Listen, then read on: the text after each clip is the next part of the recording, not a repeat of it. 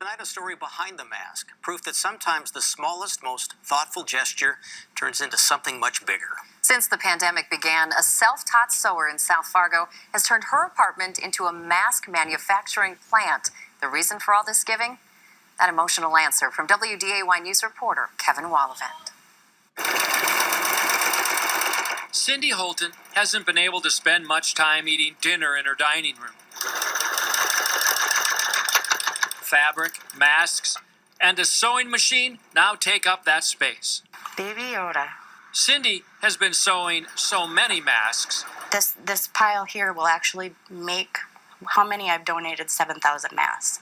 She's already on her second sewing machine. I actually just recently got this one because I burned out my old machine making face masks. Thousands of masks made here in this apartment. I started at the end of March. Given away to paramedics, the homeless, hospice. Cindy even recognizes her work on some people. So Saturday, it was a lady from the Salvation Army who said that she had received her mask from there, and I'm like, hey, that was me. But the donation of masks that Cindy is most proud of. You know, it's taken this many years to be able to give back to something that helped you. Is to foster care kids in Cass County and across North Dakota. To think that as Cindy makes mask after mask, it's a shock.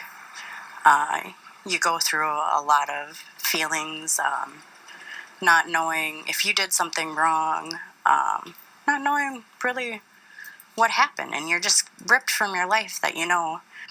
She is brought back to her childhood. So I was taken from the home when I was 12. Cindy spent her teenage years in foster care and calls her last foster family her real family. It saved my life.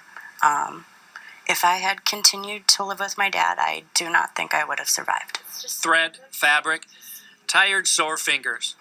All because one person, Cindy, decided her role in fighting COVID was to help those foster kids. But I'm trying to make a difference. Who now walk in the same shoes she did. Reminding them as a little girl, she survived, thrived, and they will too. It's just an amazing feeling. Kevin Wallivant, WDAY News. And Cindy hopes to hit the 10,000 mask mark by March.